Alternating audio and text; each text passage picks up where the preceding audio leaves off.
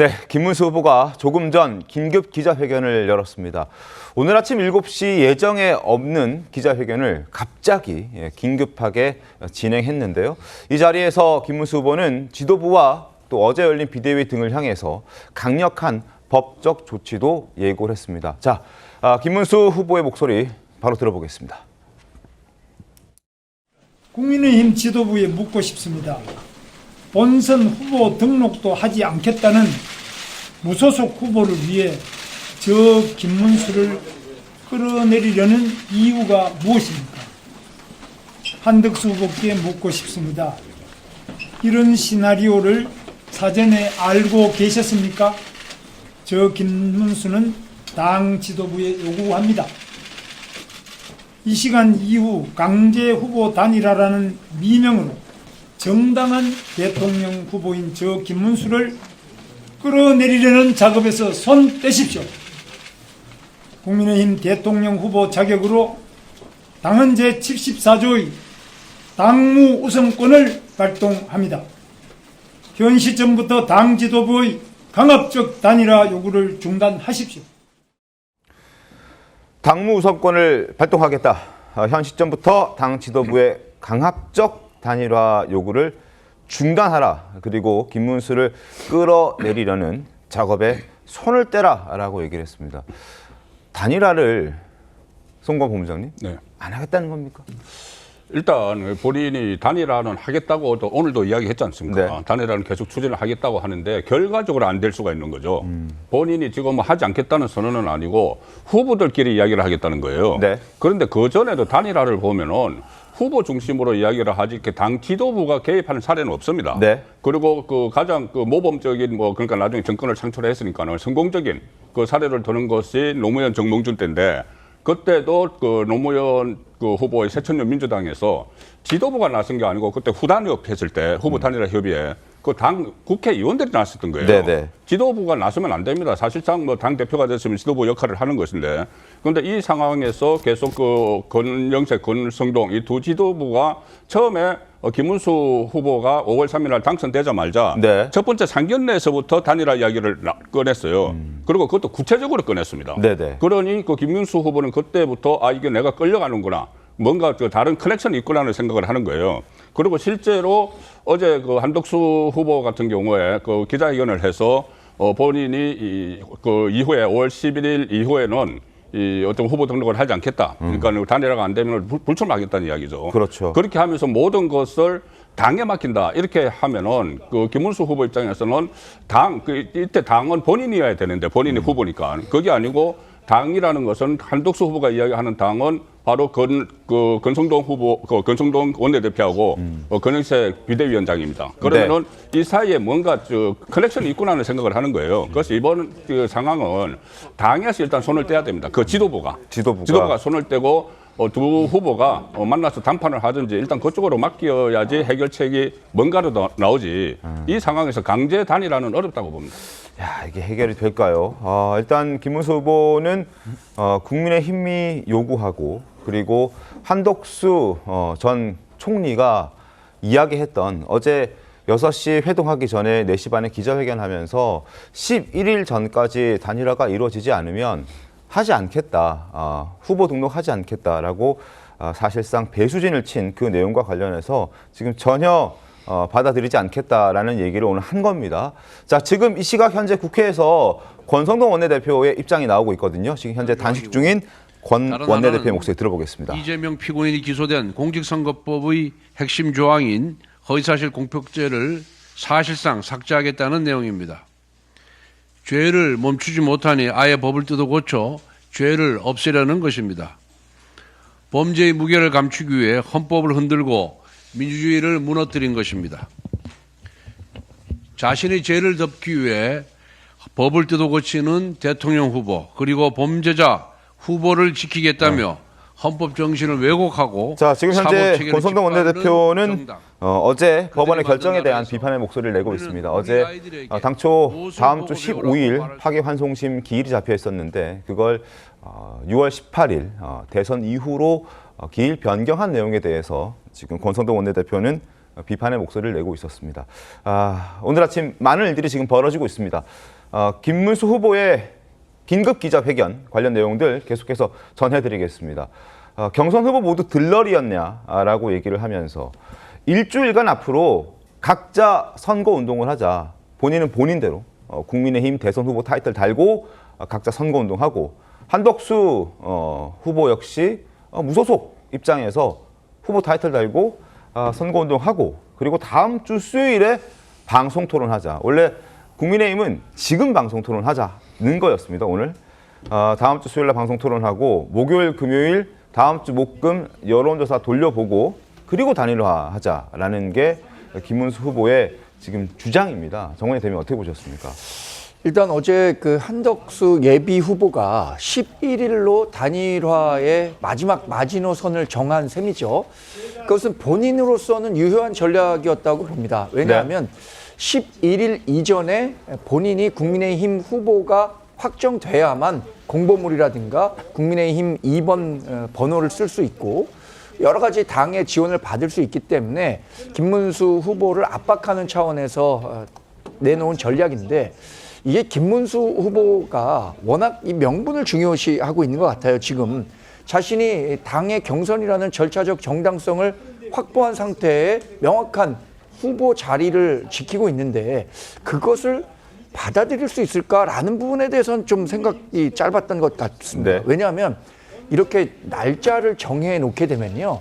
날짜를 정해 놓은 사람이 시간에 오히려 구애돼서 이 자신의 선택권을 좁히게 되는 경우가 많은데 지금도 이 10일이라는 시간을 명시적으로 밝힘으로써 지금 김문수 후보가 제시한 다음 주 수요일 토론회, 목요일, 금요일 여론조사에 응할 것인가. 이 부분과 관련해서는 또 이 한덕수 후보가 굉장히 좀 딜레마에 빠질 수밖에 없는 상황이어서 어제 내놨던 한덕수 후보의 이 11일 이전 조기 단일화가 과연 이루어질 수 있을까라는 부분에 대한 의문은 오늘 김문수 후보의 기자회견으로 더 커질 수밖에 없게 됐습니다. 알겠습니다. 김문수 후보 목소리 오늘 아침 긴급 기자회견했던 내용들 조금 더 들려드리겠습니다.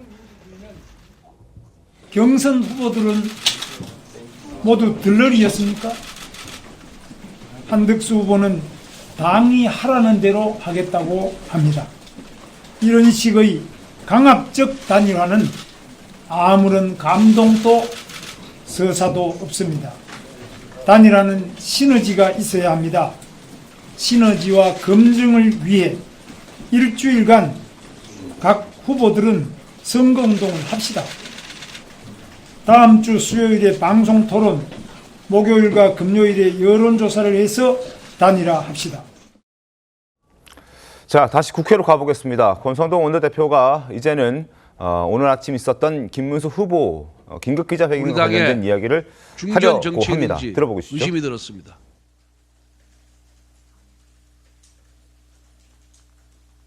정말 한심한 모습이었습니다. 정치는 본인의 영예를 위해서 하는 게 아닙니다. 국가와 국민을 위한 헌신, 봉사의 정신을 해야 되는 겁니다. 당원들의 82%, 86%가 명령하는 대로, 가리키는 방향대로 뚜벅뚜벅 걸어가면 됩니다. 그러한 공적 의식 없이 단순히 대통령 후보로 선출되었다는 그 이유 하나만으로, 그 핑계 하나만으로 당원들의 명령을 거부하는 것은 옳지 못한 태도입니다. 한덕수 후보를 누가 끌어냈냐고요? 한덕수 후보 당원과 국민들이 끌어낸 겁니다. 지지율이 안 나오면 어떻게 끌어내겠습니까?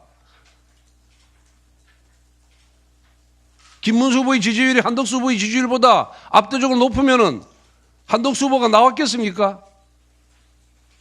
그래서 전당대회 과정에서 김문수 후보 스스로 한덕수 후보와 전당대회 직후 바로 단일화를 하겠다고 본인 입으로 얘기하지 않았습니까? 그런데 이제 와서 한덕수 후보를 끌어드는 것이 당 지도부의 책임이라고요? 당 지도부가 그렇게 힘이 있으면은 대선에 나갔지 대선 관리를 했겠습니까? 그 수많은 국민과 그 수많은 당원들을 움직일 힘이 당 지도부 있었으면은 제가 대통령 후보에 나갔겠습니다. 그렇게 논리도 없고 말도 안 되는 그런 것으로 국민과 당원을 호도해서는 안 됩니다. 정말 우리 김문수 후보님 과거에 누구보다 뜨거운 신념으로 이 나라 자유를 지켜오신 분입니다. 그리고 누구보다도 용기가 강하셨던 분입니다. 그리고 이 사회를 위해서 많은 헌신과 기여를 했던 분입니다. 그 과거에 가졌던 그 젊은 시절에 가졌던 헌신과 용기, 이성을 좀 발휘하십시오. 그래서 우리 당원들이 원하고 요구하는 단일화 꼭 좀 하도록 해 주십시오.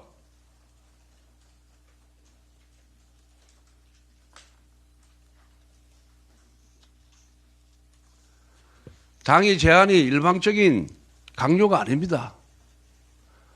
본인이 약속한 사항을 지키라고 얘기하는 것이 잘못된 겁니까?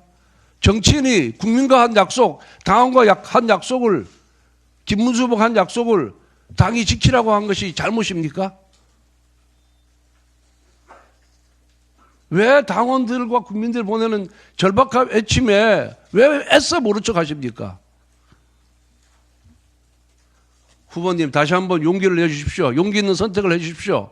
그것이 당을 살리고 나라를 살리고 국민을 살리는 길입니다. 정말 간곡하게 다시 한번 부탁드립니다.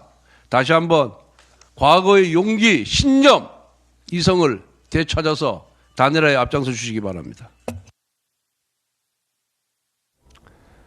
자, 권성동 원내대표 얘기 들어봤습니다. 한덕수 누가 불러냈냐?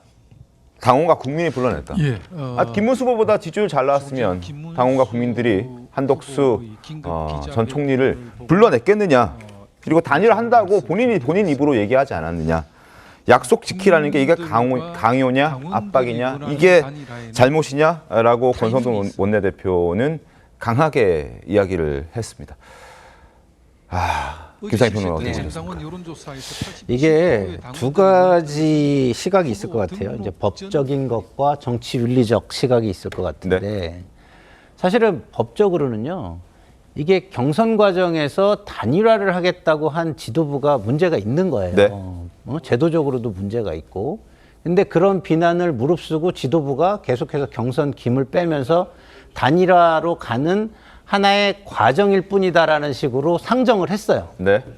그리고 그런 상정을 한 가운데서 김문수 후보도 그걸 동조를 했어요. 네. 그러면 김문수 후보는 사실상 하나의 단일화로 가기 위한 징검다리 역할을 하겠다라고 본인이 자임을 한 거거든요. 네. 그러니까 정치적 윤리적으로는 김문수 후보도 굉장히 저는 문제가 있다고 봅니다. 그런 차원에서 볼 때 김문수 후보가 당원과 그다음에 그 경선에 참여한 국민들을 네. 속인 셈이 됐다. 이렇게 되면 후보가 돼도 어떤 공약을 내놓아도 김문수 후보의 공약은 믿음을 받기가 어려운 거 아니냐 이런 생각이 듭니다. 알겠습니다. 김문수 후보 오늘 아침 긴급 기자회견 열면서 한덕수 후보와 진지한 노력을 계속할 것이다 라는 입장도 밝혔습니다. 다만 지도부의 개입은 더 이상 허용하지 않겠다. 당무 우선권 발동했고 당 지도부에 김문수 끌어내리려는 작업은 법적 분쟁으로도 갈 수 있다라고 주장을 했습니다.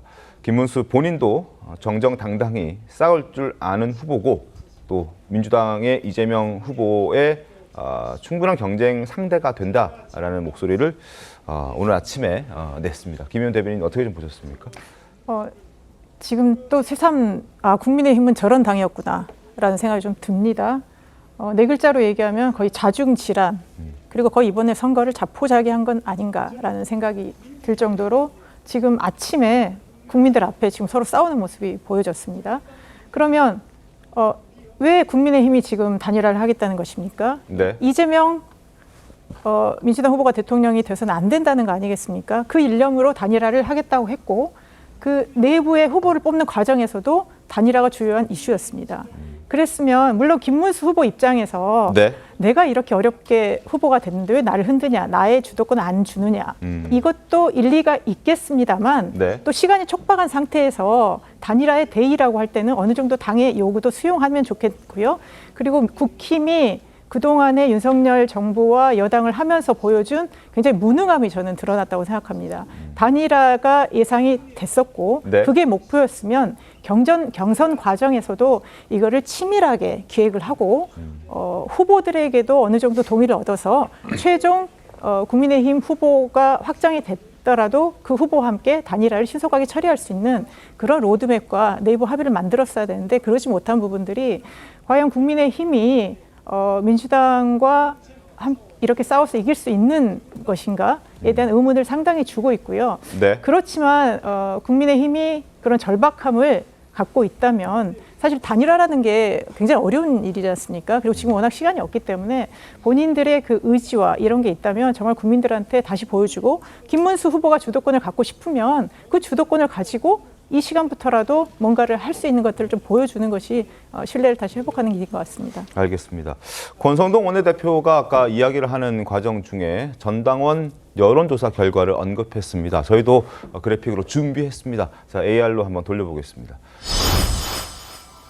국민의힘 전당원 여론조사 어제 12시간 동안 진행된 여론조사 결과입니다. 단일화가 필요하다 82.82%, 필요하지 않다 17.18%, 압도적으로 단일화를 요구하는 목소리가 많았습니다. 그렇다면 시점은 언제로 하는 게 좋겠느냐? 단일화는 11월 이전으로 해야 된다. 그러니까 후보 등록 마감되기 전에 단일화를 해야 한다라는 의견이 86.7%였습니다. 그 이후에 해도 괜찮다라는 의견도 있었는데 13.3%, 역시 압도적 차이로 빨리 하는 게 좋다. 그리고 후보 등록 이전에 하는 게 훨씬 더 좋다라는 의견들이 10명 중에 8명 이상이었습니다. 당원과 국민들이 뽑아준 지금 후보라는 게 김문수 후보의 주장이고, 그렇기 때문에 나도 경쟁력 있다라는 주장을 하는 것이고, 국민의힘에서는 아니다. 지금 여론조사 결과도 그렇지 않느냐. 지금 김문수 후보의 지지율보다 한덕수 후보의 지지율이 더 잘 나오니 어떻게라도 이길 수 있는 방법을 우리는 택하는 게 중요하다. 그리고 약속하지 않았느냐. 이런 주장을 지금 서로 하고 있는 상황이고, 오늘 아침에 사실상 정면 충돌했다고 볼 수 있을 듯합니다. 조윤선 변호사님 어떻게 보셨습니까?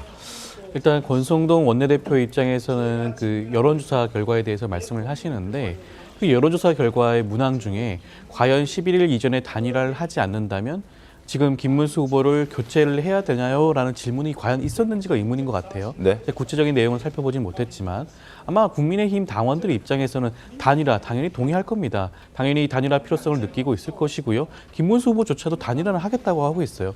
그 시점에 있어서만큼 김문수 후보의 입장에서는 다음 주 수요일 날 네. 방송 토론을 하고 그 뒤에 이틀 동안 여론조사를 실시하자라는 내용이에요. 저는 그거 자체가 크게 무리가 없는 방식이 아닌가 생각이 듭니다. 김문수 후보의 경우에는 1차, 2차, 3차 경선을 거치면서 본인이 어떠한 생각을 가지고 어떻게 국민의힘을 대표해서 대선을 이끌 것인지에 대해서 그런 입장을 보여준 바가 있죠. 하지만 한덕수 후보의 경우에는 지금 대선 출마를 선언한 이후에 어떠한 모습도 보여준 바가 없어요. 어떠한 정책을 할지도 알 수가 없는 상황입니다. 내가 단일화를 하겠다는 의견만 가지고 있을 뿐이지 내가 국민의힘과 연대하여 어떠한 일을 하겠다라는 입장을 보여준 바도 없기 때문에 충분한 검증이 되지 않았어요. 그렇다고 한다면 적어도 김문수 후보의 입장처럼 일주일 정도는 충분한 정치인으로서의 그런 검증의 시간을 거친 다음에 네. 방송 토론회와 여론조사를 하는 것이 어떻게 보면 온당한 방법이 아닌가라는 생각이 들고요. 그리고 당연하게도 지금 원내 2당 국민의힘 후보지 않겠습니까? 네. 그렇다고 한다면 국민의힘 후보를 중심으로 단일화 논의가 진척이 되어야 되지, 이것이 국민의힘 후보를 흔들면서 외부에 있는 한덕수 후보를 사실상 옹립하는 듯한 모습을 보여준다는 자체가 과연 그런 절차적 정당성이 있는 것인지, 과연 공당으로서 민주적인 절차를 거쳐서 후보를 선출하는 과정인지, 그런 면에 있어서도 국민의 눈높이에 맞지 않는 게 아닌가 생각이 듭니다. 알겠습니다. 자, 권영세 비대위원장의 목소리도 저희가 준비가 되어 있습니다. 권 비대위원장 목소리 확인해 보시죠. 더욱이 단일화는 김문수 후보님의 약속입니다. 왜 갑자기 태도를 바꿨는지 많은 분들이 의아해하십니다. 국민의힘은 이에 대한 준비를 해오고 있었습니다. 로드맵을 설계해 왔습니다.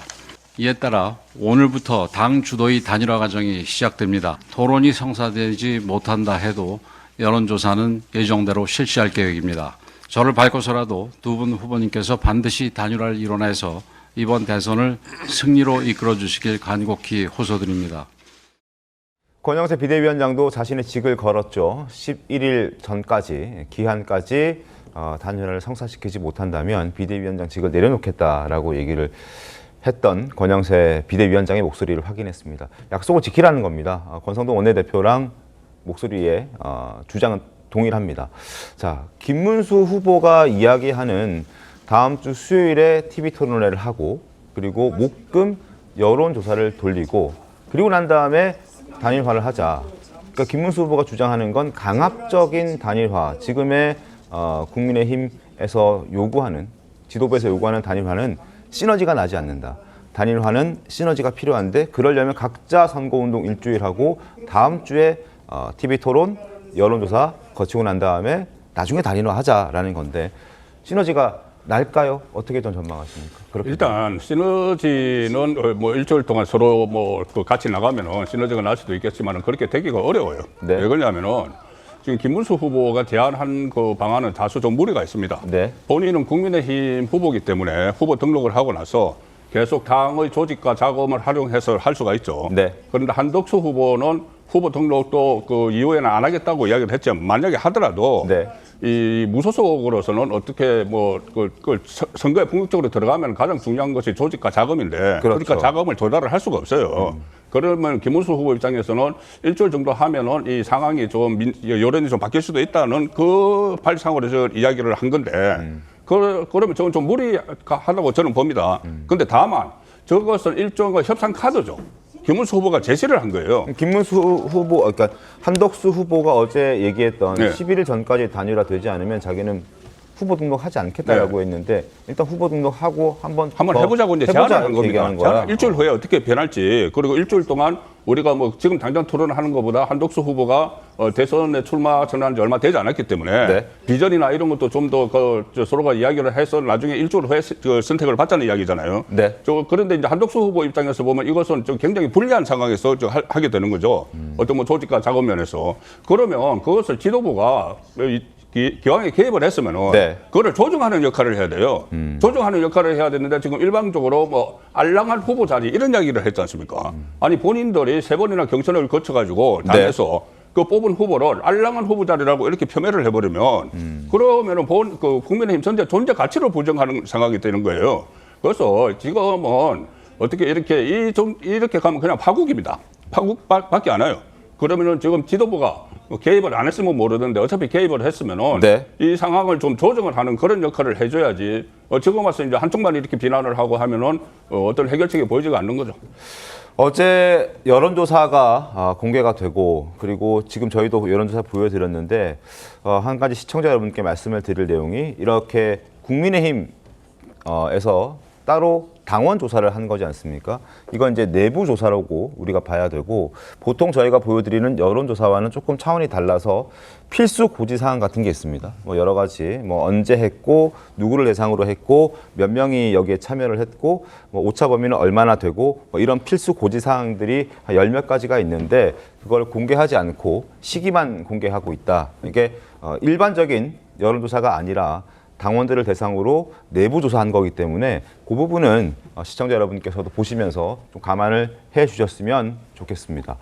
자, 국민의힘 당원 여론조사가 결과가 지금 저렇게 나왔었고 그리고 당초 국민의힘은 오늘 저녁 6시에 TV 토론을 하겠다라고 얘기를 했었는데 이건 지금 김문수 후보가 거부했기 때문에 지금 이루어질 가능성은 이제 없습니다. 한덕수 후보는 이것도 하겠다라고 얘기를 했고 그리고 어제 저 여론조사 전당원을 대상으로 한 찬반 여론조사가 끝나고 난 다음에 공개가 되고 난 이후에 김문수 후보는 곧장 한덕수 후보 측에게 한 번 더 만나자. 오늘 한 번 더 만나자. 그러니까 제시한 시간은 오늘 오후 4시입니다. 4시에 한 차례 더 만나자. 이렇게 한덕수 후보 측도 오케이. 한 차례 더 만나는 것 알겠다. 그런데 어제 사실 1시간 한 20분 정도 만나면서 많은 이야기를 했을 텐데 결과가 전혀 없었거든요.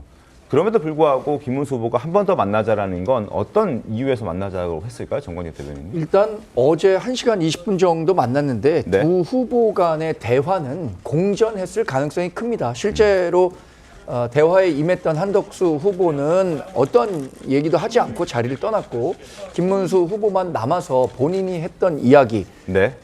이런 중심으로 이야기를 했는데 전체 과정을 보면 너무 아쉬운 대목이 많습니다. 지금 단일화를 원하지 않는 국민의힘 당원을 찾아보기가 어려울 정도입니다. 지금 당원 대상 여론조사 보셨지만 80% 넘는 당원이 단일화는 필수적이라고 보고 있는 거죠. 네. 그런데 그 과정에서 경선 일정이 너무 지연되는 바람에 5월 10일이라는 시간을 물리적으로 맞추기가 굉장히 어려웠다는 측면이 있고요.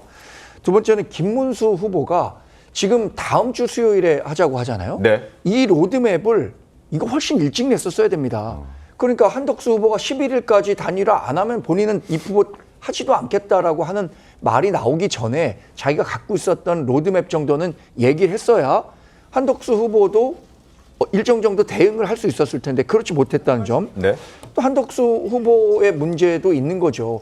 왜 11일까지 갑자기 그러면 단일화가 되지 않으면 본인은 입후보하지 않겠다라는 이 벼랑 끝 전술을 썼는지 이런 것들을 보면서 지금 여러 패널들이 얘기하고 계시잖아요. 국민의힘 경선 그래서 그게 표를 달라는 경선이냐 표를 주지 말라는 경선이냐 이런 비판을 피하기가 어려운데요. 저는 오늘 오후 4시에 여하튼 두 후보가 다시 만나기로 했으니까 지금 지도부도 굉장히 강경하고요. 김문수 후보도 강경한데 어쨌든 당원이 원하는 11일 이전에 단일화가 어떻게든 이루어질 수 있도록 중지를 모으는 게 우선돼야 된다고 봅니다. 알겠습니다. 지금 많이들 말씀해주고 계신데 한덕수 후보는 분명히 자신의 앞으로의 로드맵을 밝혔습니다. 11일이 데드라인이다. 그 전까지 단일화가 이루어지지 않는다면 자신은 본선에 나가는 그 입후보를 하지 않겠다라고 얘기를 했습니다. 그런데 김문수 후보는 지금 11일 패스하고 넘어가고 다음 주에 하자. 수요일 날 하고 TV 토론하고 다음 주 목금 여론조사 돌리고 이렇게 하자는 거여서 이걸 과연 그 의지가 있는 것이냐, 단일화에 대한 의지가 있는 것이냐 여러 가지 해석들이 좀 뒤따를 수 있을 듯합니다. 김의원 대변인 어떻게 보셨습니까? 그러니까 이 경선 후보 되고 나서 이 단일화 지지부진에 대해서 맨 처음 이제 김문수 후보에 대한 많은 비난들이 있었지 않습니까? 네. 아니 단일화 한다고 해서 뽑아줬는데 얘기가 달랐다. 그러면 우리가 마치 개인 사이에서 뭐 사랑한다고 약속했는데 나중에 뭐 달라지는 것처럼 굉장히 좀 배신감이 좀 느껴지고요. 그렇기 때문에 윤희숙 연구원장 같은 경우도 아니 거짓말은 뭐 이재명 후보로도 족하지 않느냐 이런 말까지 나오면서 네. 감정적으로 간 것부터가 좀 문제가 있고요. 김문수 후보가 로드맵을 가지고 단일화에 좀 진정성을 먼저 내세웠으면 좋았을 텐데 뭐 어쨌든 간에 이런 식으로 이제 파국이 와버렸습니다. 그러면 한덕수 후보는 배수의 진이라고 쳐서 네. 후보 등록 때까지 안 되면 안 하겠다고 했는데 지금 이 상황은 배수의 진보다는 오히려 한덕수가 물러나는 그리고 김문수 쪽으로 오히려 더 가는 것이 아니냐라는 이제 이상한 또 이 판이 달라지는 그런 결과가 나왔는데 그러면 다음 주에 이 두 후보들의 단일화를 한다 그러면 우리 정 대변인 말씀하신 것처럼 한덕수 후보가 등록을 할 것이냐 말 것이냐도 선택해야 되고 네. 그리고 정말 무소속 후보인데 어떻게 지금 TV 토론이나 이렇게 대처를 해야 되냐고 하면 마치 불공정한 경쟁처럼 보일 수도 있거든요. 토끼와 거북이가 경주 동일선상에서 출발하는 것처럼 보일 수가 있습니다. 그렇기 때문에 이게 과연 공정한 경쟁이라는 부분에 있어서 한덕수 후보 측이 오늘 4시에 어떻게 얘기할지 잘 모르겠습니다. 네. 이것까지도 다 수용을 해서 우리는 네. 단일화라는 대의를 통해서 대한민국이 이렇게 가면 안 된다는 거에 합의를 할 것인지 그거 이제 오늘 또 변수가 될 것 같은데 저는 국민의힘이 저렇게 자중질환 아까 권성동 원내대표 감정적인 표현을 하면서 참 저렇게 무질서한 당도 그러니까 저는 민주당이 이재명 대표가 한마디 하면 아무도 얘기 안 하고 일사불란한 일극체제 네.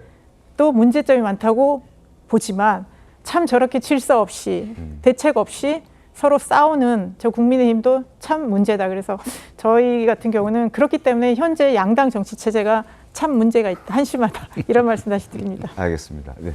여기서 일단 그 김문수 후보가 낸 안은 좀 한덕수 후보가 받아들이기 어려운 점이 있어요. 뭐냐 하면은 일단 그러면 후보 등록을 하면은 김문수 후보는 후보 2번이 되잖아요. 기호 2번이 되고 네. 한덕수 후보는 저 뒤쪽에 이제 무소속 후보를 기호 몇 번 받을지 몰라요. 그렇죠. 근데 그 10번 넘어갈 수도 있고. 기호가 변하지 않습니다. 네. 만약에 그래서 다음 주 수요일 목요일에 단일화 하면은 그 기호가 김문수 후보가 되면은 뭐 다른 문제가 없어요. 근데 한덕수 후보가 만약에 되면은 한덕수 후보는 그 뒷번 기호를 가지고 출마를 해야 돼요. 다시 2번으로 올라가는 거 못 올라가죠. 잖아요. 네. 거기다가 무소속 후보에 대해서 무소속 후보로 등록을 했는데 국민의힘에서 과연 그 어떤 인력과 자금을 지원을 할 수가 있을까 그런 문제가 생기거든요.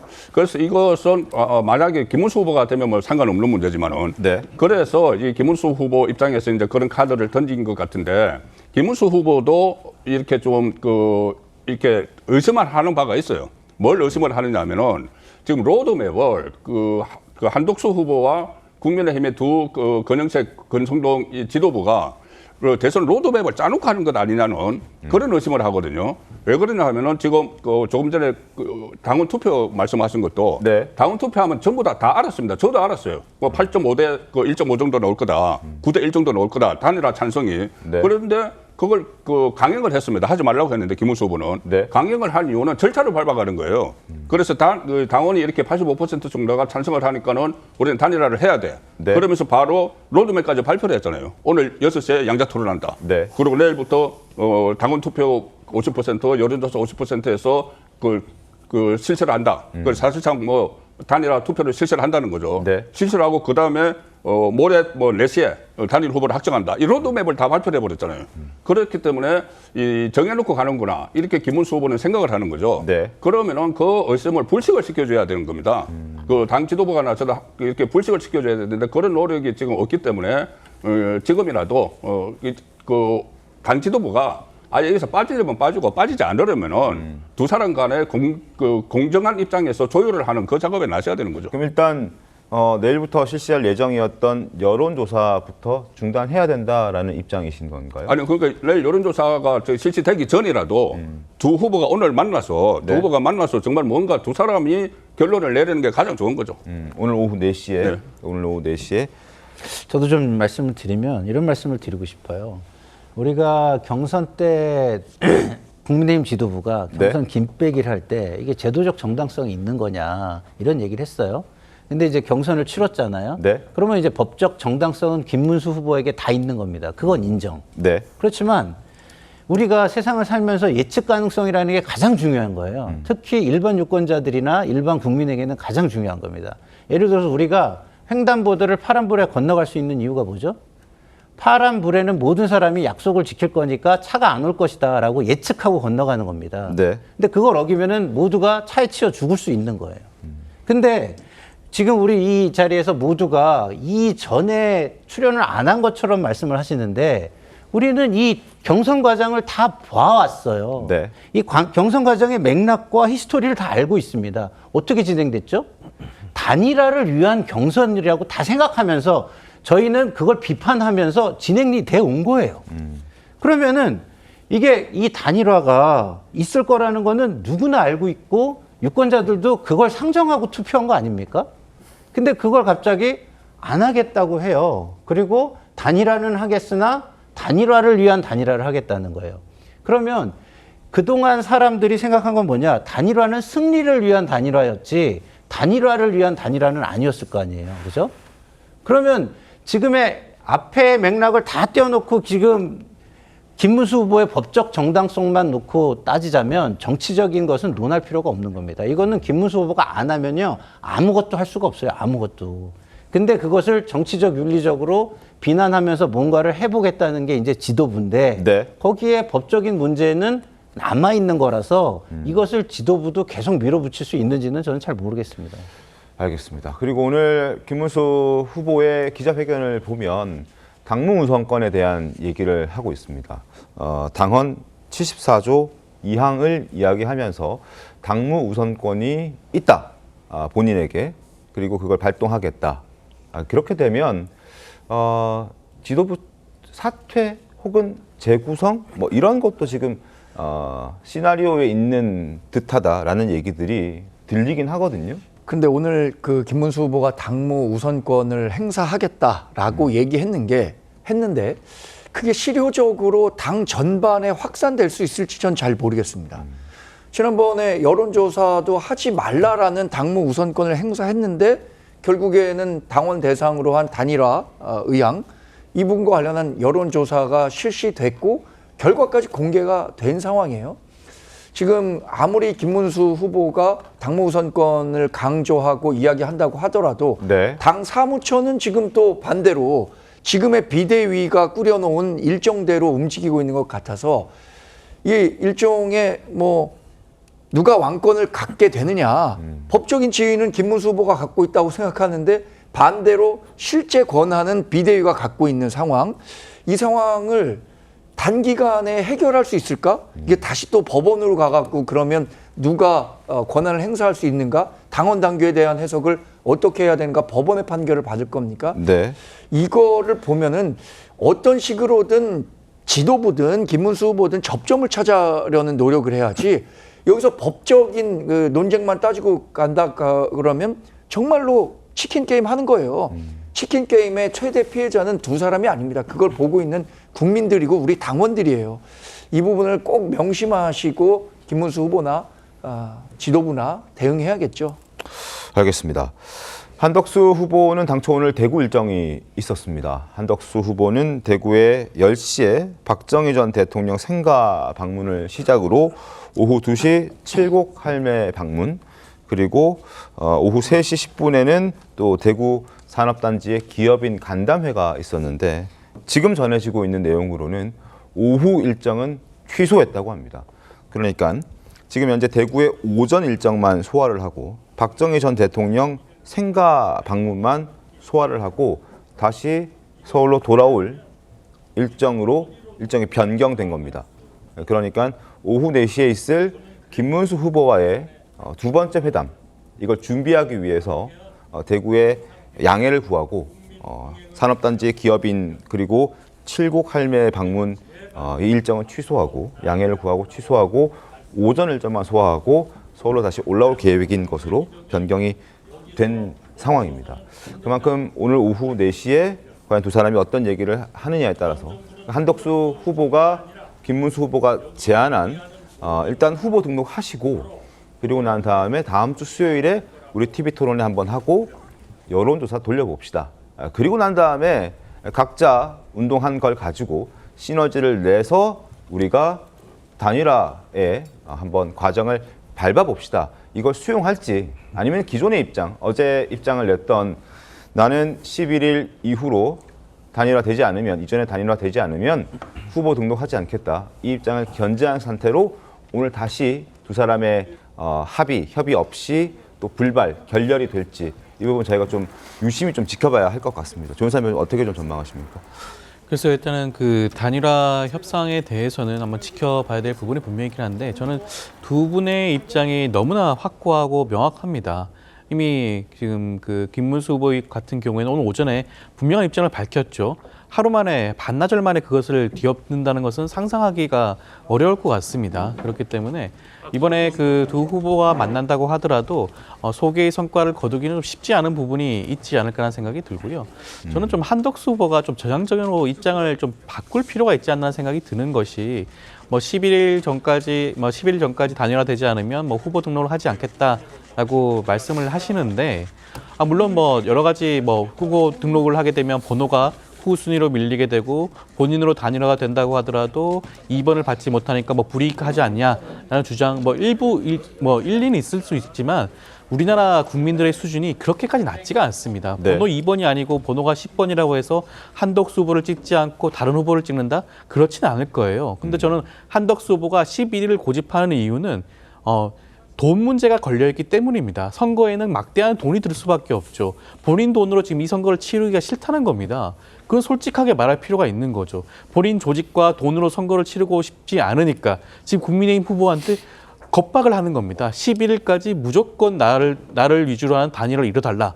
그것을 김문수 후보가 받아들일 가능성이 있을까요? 저는 그럴 가능성이 굉장히 낮아 보이지 않나 생각이 들고, 그렇다면 오히려 국민의힘 지도부에서는 김문수 후보에 대해서 오히려 예의를 갖추고 존경하는 그런 모습을 보여주고 그런 여러 가지 격식을 갖추고 난 다음에 단일화에 응해야 되지, 지금처럼 무슨 단식을 한다라든가 그런 식으로 겁박하는 모습을 보여주면 저는 김문수 후보 끝까지 이 부분 받아들이지 않을 가능성이 높지 않을까라는 생각이 듭니다. 단식 이야기가 나와서 드리는 말씀인데, 일단 권성동 원내대표, 아까 지도부 입장에서 얘기를 했던 권 원내대표 단식 어제 시작했고요. 그리고 평균 연령이 87세인 국민의힘 상임 고문단도 그중에 일부 고문들도 단식을 시작했습니다. 어제처럼 빈손 회동으로 끝나지 않기를 바라는 어떤 간절한 마음이 아닐까 싶은데, 한번 화면을 좀 보겠습니다. 오늘은 선거 과정에서 혼선을 최소화할 수 있는 마지노선이었습니다. 김문수 후보님께 간곡히, 정말 간곡히 호소드립니다. 국민들과 당원의 염원, 그리고 미래 세대에 대한 무거운 책무를 돌이켜 봐주십시오. 다시 한번 고개 숙여 부탁드립니다. 저는 오늘부터 단식에 돌입합니다. 지금 당사 앞에서는 단일화 촉구, 단식 농성에 돌입하셨습니다. 존경하는 김문수 후보님, 이제 결단해 주십시오.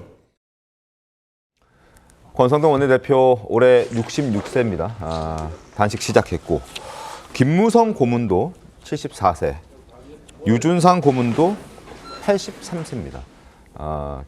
김무성 고문과 유준상 고문은 당사에서 단식을 하고 있고, 지금 권성동 원내대표는 또 국회 내에서 단식을 하고 있는 그런 상황입니다. 상임 고문들의 목소리도 한번 들어보겠습니다. 우리가 필요한 것은 무조건 후보 단일화다. 만약 단일화에 반대한 사람이 있으면 그 자는 국민과 당원에 대한 배신자이다. 그래서 이번 대통령 선거는 정말 꼭 이겨야 되는 그런 선거입니다. 절박한 심정으로 왔고, 우리는 그 누가 되든지 관계없습니다. 어쨌든 보수 우파 후보 단일화, 이것이 선거를 이길 수 있는 길이다. 어제 전해진 소식들입니다. 단식을 시작한다는 내용은. 김문수 후보도 충분히 저 내용을 접했을 걸로 사료됩니다. 그러나 어쨌든 오늘 긴급 기자회견 열면서 지도부는 개입하지 말아라라는 입장을 냈습니다. 한덕수 후보와 따로 단 둘이서 이 문제를, 단일화에 대한 문제를 해결해 나가겠다, 이런 입장을 분명히 오늘 밝혔습니다. 그리고 오늘 오후 4시 두 사람은 다시 한번 머리를 맞댑니다. 아직 장소 공개되지 않았습니다. 시간만 공개가 됐고, 김문수 후보가 제안했고 한덕수 후보는 수용한 상황. 그러고 어디에서 만날지, 어제처럼 같은 장소에서 만날지 아니면은 또 다른 장소에서 만날지 아직 장소는 공개되지 않은 그런 상황입니다. 자, 4시 기자회견, 4시에 두 사람이 만나는 그 모습 아마 많은 분들이 기다리고 있을 것 같습니다. 어떤 얘기가 나올지 저희 좀 지켜보도록 하겠고, 과연 어제처럼 결렬될지 아니면은 전향적인 입장이 나올지 다 같이 한번 지켜보도록 하죠. 자, 이재명 후보 얘기를 좀 해보겠습니다. 지난 1일 대법원의 유죄 취지 파기환송 직후에 속도를 내던 이재명 후보의 파기환송심 재판이 어제 돌연 연기됐습니다. 이 후보 측의 재판 연기 신청 1시간 만에 대선 이후로 기일을 변경한 겁니다. 국민의힘에서는 사법부가 민주당의 겁박에 굴복한 거라는 비판의 목소리가 나왔습니다. 자, 양당의 목소리 들어보겠습니다. 조희대 대법원은 사법 쿠데타를 통해 이재명에 대한 사법 살인을 기도한 것을 넘어서 국민의 참정권을 향한 사법 사냥을 시도한 것입니다. 이재명 2심 파기환송부 재판부는 이재명 세력의 압력에 밀려 공판기일을 한 달 연기했습니다. 참으로 유감스럽고 개탄스러운 결정이 아닐 수가 없습니다. 이건 후보 등록 이후에 이재명 후보에 대해서 재판 날짜를 잡는 판사는 다 탄핵 대상이에요, 그냥. 그죠. 그 자체로. 정의의 전당이어야 할 사법부가 민주당의 사법부 겁박에 중심을 잃고 좌초하는 것 아닌지 의구심을 감추기 어렵습니다. 자, 파기환송심뿐만 아니라 대장동 재판도 연기가 됐습니다. 화면 함께 보시죠. 5월 15일 선거법 파기환송심 6월 18일로 연기가 됐고요. 그리고 13일에 예정돼 있었던 대장동 사건 공판, 27일에 또 예정돼 있었던 대장동 사건 공판도 6월 24일로 연기가 됐습니다. 그리고 이재명 후보 측에서는 위증교사 재판 같은 경우에는 대선 당일날 또 재판이 열려 있는 상태여서 기일 변경을 요청했고, 이것 또한 지금 선거법 파기환송심 그리고 대장동 사건 공판 이런 게 변경되는 걸 봤을 때 위증교사 재판도 기일 변경 신청이 받아들여질 가능성이 현재에서는 높아 보입니다. 배당일 당일 저렇게 된 것처럼 높아 보이는 상황이고, 그리고 재판부의 입장도 나왔는데 재판부는 어떤 입장으로 저렇게 변경을 해줬는지 그 입장도 잠깐 보여드리겠습니다. 어떠한 내 외부 영향이나 간섭받지 않고 헌법과 법률에 따라 공정하게 재판을 진행 중이고, 이러한 공정성 차원에서 균등한 선거운동 기회를 보장하고 공정성 논란을 없애기 위해서 기일을 변경했다. 그래서 대선 이후 6월 18일로 기일을 변경했다라는 목소리가 나왔습니다. 그러나 국민의힘 측에서는 재판부가 법원 스스로 독립을 거뒀다, 굴복했다라는 목소리들이 나왔습니다. 정관영 대변인 어떻게 좀 보셨습니까? 일단 서울고법에서 이례적으로 왜 공판을 연기했느냐 이걸 발표한 것 자체가 본인들은 간섭받지 않고 결정했다고 하지만 간섭을 받았다는 방증이라고 봅니다. 이번에 공판기일이 잡힌 이후부터 민주당이 지속해서 재판부에 대한 탄핵 얘기했고요. 대법원장을 비롯해서 대법관 탄핵을 얘기했단 말이에요. 이 부분과 관련해서 법원이 영향을 받지 않았을 거라고 생각하는 것은 너무 순진한 생각이라고 생각하고요. 앞서 신동욱 수석대변인 얘기한 것처럼 마치 이 민주당이 이렇게 겁박을 하니까 재판부가 굴복하는 듯한 모습으로 국민들께 인식되는 것 자체가 사법부에 대한 존중을 스스로 훼손하는 효과가 있었다. 그래서 대단히 안타까운 결정이라고 봅니다. 그러나 결정이 이루어진 이상 그걸 존중은 해야 되는 거죠.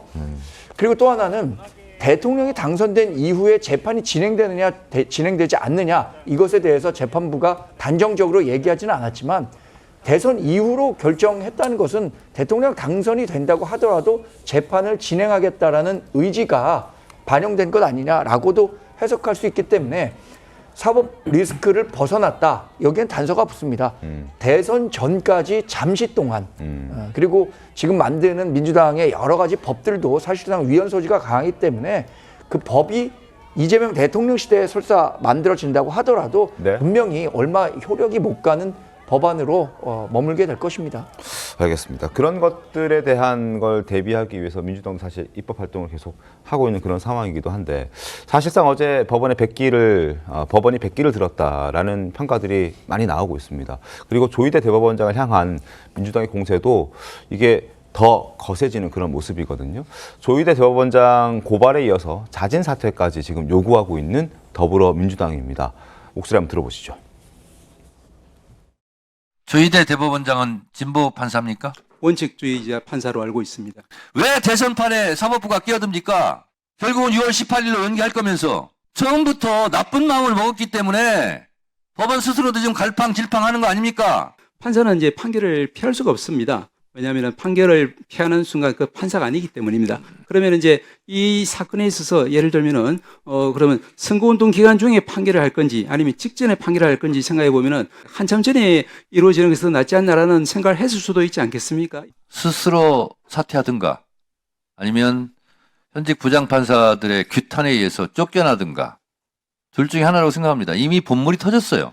판결을 가지고 그분의 어떤 신상의 용태라든지 이런 부분이 이제 이루어지거나 그 판결에 대한 어떤 역사적인 그리고 이제 이런 책임을 묻는 것이 우리 사법부의 독립을 위해서는 존중이 더 필요하지 않나 하는 그런 생각은 말씀드릴 수밖에 없을 것 같습니다. 그리고 예정대로 다음 주 14일에 지금 조희대 대법원장을 불러서 청문회를 하겠다라고 지금 민주당은 방침을 세웠습니다. 민주당의 요구대로 신청을 했고 또 신청이 받아들여졌음에도 불구하고 계속해서 이렇게 공세, 강공 모드를 가고 있는 이런 모습들은 김의원 대변인 어떻게 좀 보셨습니까? 지금 이게 민주당의 어제 오늘의 일이 아니고 거의 한 몇 년 동안 보는 것 같아서요. 볼 때마다 참 기가 막히고 내가 이런 대한민국에서 살고 있나 할 정도로 좀 황당합니다. 근데 민주당은 이미 이제 그 논리로 가고 있기 때문에 윤석열 정부 들어와서부터는 윤석열 정부가 정적을 죽이기다. 이재명 후보는 사법살인을 당하고 있다. 그리고 우리는 입법 권력이 있고 이 입법 권력은 국민으로부터 부여된 것이다 라고 하는데요. 저는 기본적으로 잘못된 그 민주당의 생각이 이번에 적나라하게 드러난 게 법봉 위에 의사봉이 있다고 얘기했습니다. 그런 표현 나왔죠. 예. 네. 그러면 모든 국가의 결정은 국회가 결정한다는 것입니다. 여기에는 오류가 있는 게 뭐냐면 우리는 국민의 직접 선출을 받은 국민의 대표자라는 뜻입니다. 그렇지만 그렇기 때문에 사법부나 이런 다른 권력은 국민으로부터 직접 뽑지 않았기 때문에 정당성이 없다라고 얘기를 하는 겁니다. 그렇지만 국민이 뽑았다고 해서 모든 권력을 부여한 게 아니거든요. 국민의 뜻을 대의, 받들어서 하는 것이 정당입니다. 그렇지만 민주당은 이미 그게 깨졌고요. 네. 그리고 1심, 지금 공직선거법이 3심에서 대법원에서 유죄 취지가 나왔습니다. 일주일도 안 돼서 그럼 대법원의 잉크가 지금 다 말랐습니까? 이재명 대표 저는 사법 리스크가 해소됐다라는 거에 저는 동의를 할 수가 없고요. 네. 잠시 미뤘고 네. 그 미룬 것 또한 민주당이 엄청난 압박 아닙니까? 제3차 내란, 네. 대법원장을 또 탄핵하겠다. 그리고 아까 정청래 위원장 나왔지만 우리나라 국민들이 대통령도 2번 탄핵한 국민인데 대법원장 쯤이야? 어떻게 그런 식의 발상이 있습니까? 그러면 정청래 법사위원장은 뭡니까? 그리고 그러면 이재명 후보는 대한민국 국민 아닙니까? 저는 열거할 수 없을 만큼 많은 것들이 지금 파괴가 되고 있고요. 네. 어제 같은 경우도 그 사법부가 무너진 거 아닙니까? 올해 을사년이고요. 윤석열 대통령 정말 잘못했습니다. 계엄 잘못했고요. 국민의힘도 지금 정당이 아닙니다. 그런 상태에서 지금 대한민국이 정말 추락하고 있는데 아무것도 되지 못하는 이런 상황에서 과연 삼권 분립이라는 것, 이미 입법권을 민주당이 장악했고 사법부도 어제 장악을 했지 않습니까? 네. 하나 남은 행정권이죠. 대통령 권력. 가장 막강한 권력. 그 삼위일체에 지금 정점을 찍는 그 방향으로 가고 있는데 지금 국민들이 어떤 생각을 하고 있을까? 말하는 저뿐만 아니라 매우 답답한 상황인 것 같습니다. 알겠습니다. 정당이 아니다라는 표현 약간 비유적인 표현으로 사용하신 것 같은데 정당으로서 역할을 제대로 못하고 있다는 이런 의미로 받아들이도록 하겠습니다. 그리고 민주당은 대법원장에 대한 압박뿐만 아니라 사법부 전체에 대한 압박, 그리고 지금 사법 리스크로부터 이재명 후보를 지키기 위한 위인설법이라고 많이들 얘기하죠. 방탄 입법을 계속 밀어붙이고 있습니다. 국민의힘에서는 이럴 거면 그냥 이재명 후보 대통령이라고 법을 만들어라 라는 목소리까지 나오고 있습니다. 자, 여야 목소리 들어보겠습니다. 범죄자가 처벌받지 않게 만드는 한 사람을 위해서 여러분들이 입법하고 만들어가고 토론을 하지 않고 표결할 것을 선포합니다. 정정대 위원장, 역사에 부끄러운지 아세요? 냅두세요. 역사적으로 갈 분들은 가셔야 됩니다. 네, 이해 없으십니까? 이해가 없으므로 가결됐음을 선포합니다. 민주당이 대한민국 대법원을 파기하기 위한 전면전을 시작하였습니다. 민주당에 제안합니다. 차라리 이재명 유죄 금지법을 제정하십시오. 신성불가침의 존재이니 무조건 무죄다라고 쓰십시오. 그래서 이재명은 민주당이 그토록 비난했던 전두환보다 더 나쁩니다. 이재명은 히틀러보다 더 악독한 놈입니다. 자, 더불어민주당이 지금 추진하고 있는 입법 활동들 저희가 그래픽으로 준비해봤습니다. 화면 함께 보시죠. 이재명 후보를 위한 맞춤형 법안 논란입니다. 민주당이 주도하고 있고요. 김용민 의원이 대표 발의한 게 바로 형사소송법 개정안입니다. 대통령 당선된 피고인에 대해 재판 절차 정지한다.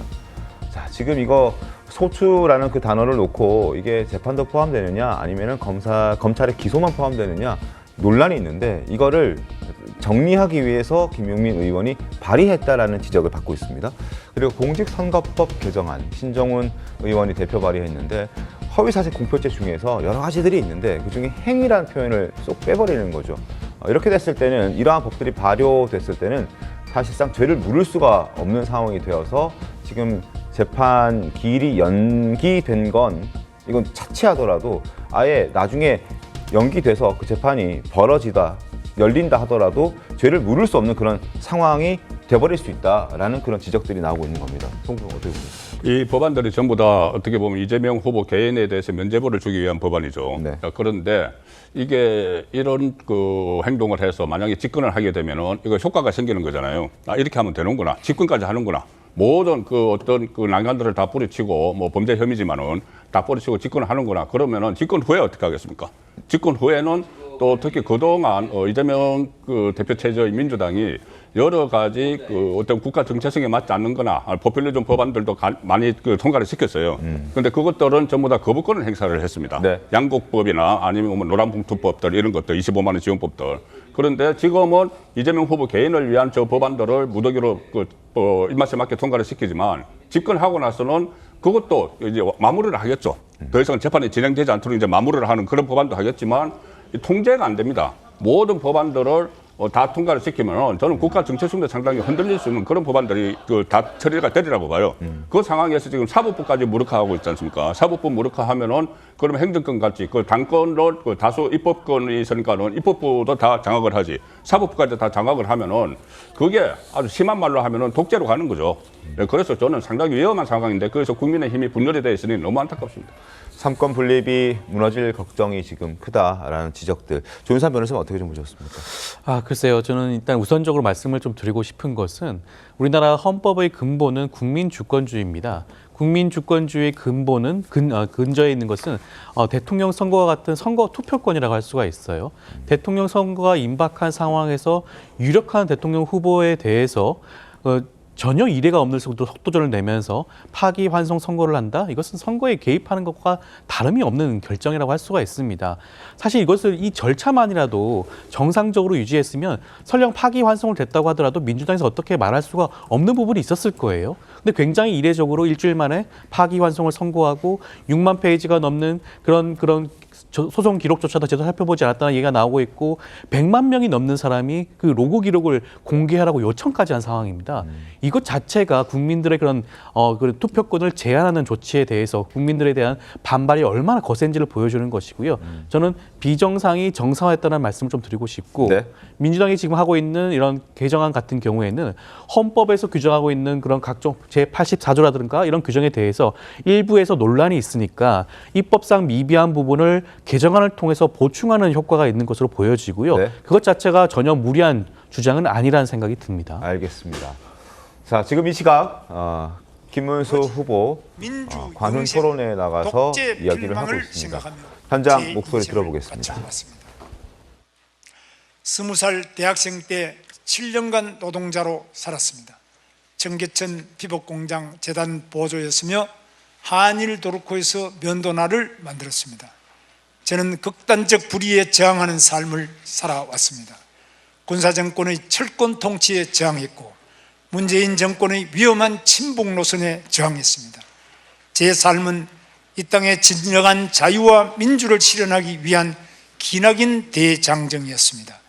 국회의원과 경기도지사라는 중책을 맡고 난 뒤부터 이 나라의 경쟁력을 끌어올리는 데 온몸을 바쳤습니다. 경기도지사 시절 온갖 반대를 뚫고 시작한 GTX와 판교 테크노밸리, 평택 삼성 반도체 단지는 오늘날 대한민국 교통혁명과 성장 동력의 메카로 자리 잡았습니다. 서민들과 보통 사람들의 삶을 어떻게 하면 끌어올릴 수 있을까? 현장에서 답을 찾고자 경기도지사 시절 택시 에 정답이 있다는 제 신념은 결실과 성과로 이어졌습니다. 오늘날 우리나라 복지의 대표 정책으로 자리매김한 무한돌봄, 이 역시 극빈가정 현장 방문에서 발굴한 정책 대안이었습니다. 세상으로부터 버림받은 공간, 한센인 마을에 대한 현장 방문은 저에게 충격이었습니다. 1박 2일 한센인들과 함께 자고 함께 밥을 먹으며 한센인들과 부둥켜 안고 펑펑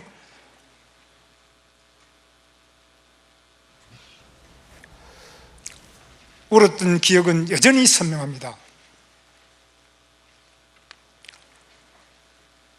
이번 대선에서 제가 내놓은 공약은 현장에서 제가 직접 보고 듣고 느꼈던 저희 진솔한 고백입니다.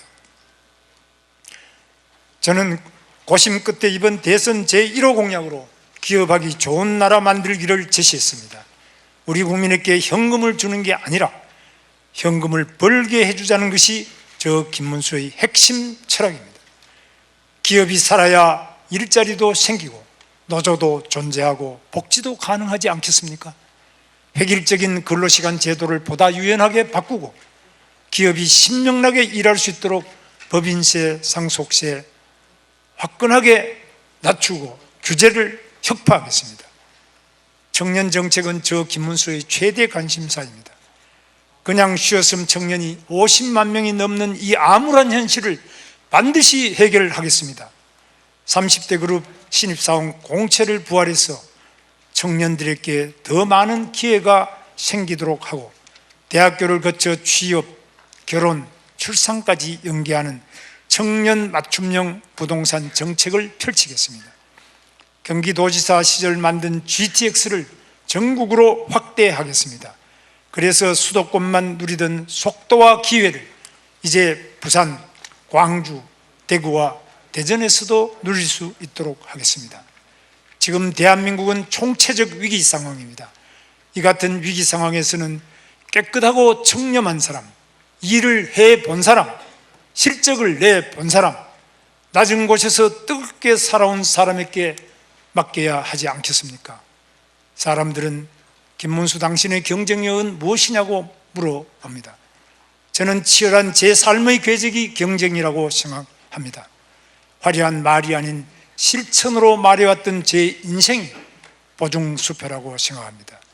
국민 여러분, 이 김문수를 믿고 저 김문수에게 맡겨주시길 간곡히 호소드립니다.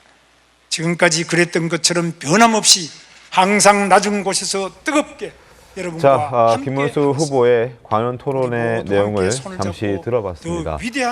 이 자리에서도 자신은 국민의힘의 정당한 공식 후보다라는 부분을 강조했고요. 그리고 납득할 수 있는 방법으로 단일화가 추진돼야 된다는 부분도 강조했습니다. 그리고 현금을 주는 게 아니라 이재명 후보와 반대되는 입장을 낸 것으로 보여지는데 현금을 벌게 해주는 그런 정책을 갖고 하는 게 자신의 핵심 철학이다. 그리고 청년들이 잘 살 수 있는 나라, 기업하기 좋은 나라 이런 것들을 자신의 공약으로 제시하는 목소리까지 확인할 수 있었습니다. 자, 김문수 후보의 목소리 확인했고 앞서도 말씀드렸지만 오늘 오후 4시에 김문수 후보와 한덕수 후보의 만남이 예고되어 있습니다. 4시에 아직 장소는 공지되지 않았으나 시간은 공지가 되어 있고 김문수 후보가 제안을 했고 그리고 한덕수 후보가 그 제안을 받아들인 상황입니다. 더불어서 국민의힘 역시 지금 현재 상황이 굉장히 긴박하다라고 판단을 했고 전체 100여 명의 의원들에게 엄중한 전국 상황을 알리면서 비상대기 해달라는 요청까지 지금 한 상황이라는 부분도 속보로 말씀을 드리겠습니다. 경내 대기를 지속해 주길 바란다. 권성동 원내대표가 이러한 공지를 남겼습니다. 자, 저희는 이 뉴스 시간으로 가겠습니다.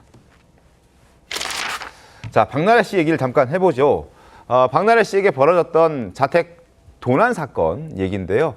박나래 씨가 뒤늦게 도난 사실을 알게 되면서 주변 지인 소행이 아닌 다른 절도범이었다라는 것도 이제 확인이 됐습니다.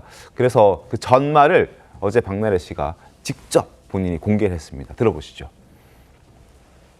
저번 주에 물건을 다 돌려받았어.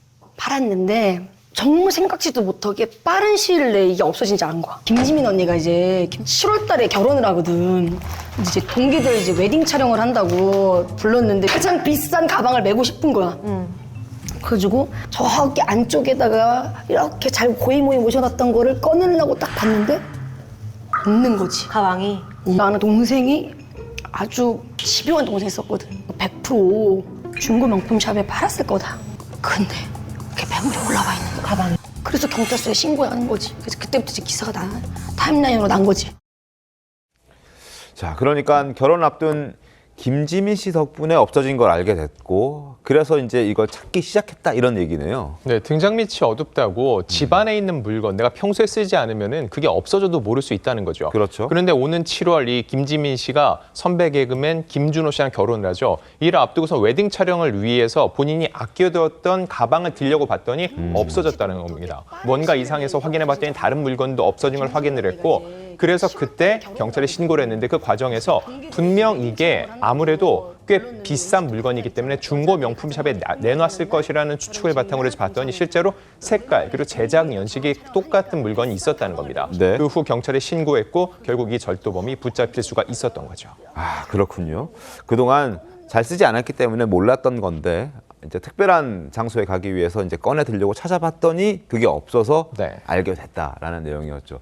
그리고 사실 외부 침입 흔적이 없었기 때문에 안 기자님, 이게 내부 소행, 그러니까 아는 사람들의 소행이었다라는 얘기도 추측도 있었는데 이제 그건 사실이 아닌 거고 거기에 대한 사과도 했었죠. 네, 초반 이 부분에 대해서 굉장히 말이 많았어요. 그렇죠. 외부 침입 흔적이 보이지 않는다. 이게 초기 수사 내용이었기 때문에 아무래도 혹시 그럼 아는 내부자의 소행이 아닌가라면서 몇몇 유명인들의 이름이 오르내리기도 했는데 실제로 그렇지 않고 전혀 일면식도 없는 30대 남성의 소행인 것으로 밝혀졌습니다. 네. 하지만 이와 관련해서 박나래 씨의 주변 인물들의 이름이 여러 SNS상에서 퍼지면서 적잖은 피해를 입기도 했었습니다. 그렇죠. 지금 자막도 나가고 있는데 장도연 씨, 한혜진 씨, 뭐 이런 분들 거론이 됐었고 그 부분에 대해서 미안하다, 사과도 했습니다. 자, 그 목소리, 사과하는 내용 저희가 직접 들려드리겠습니다.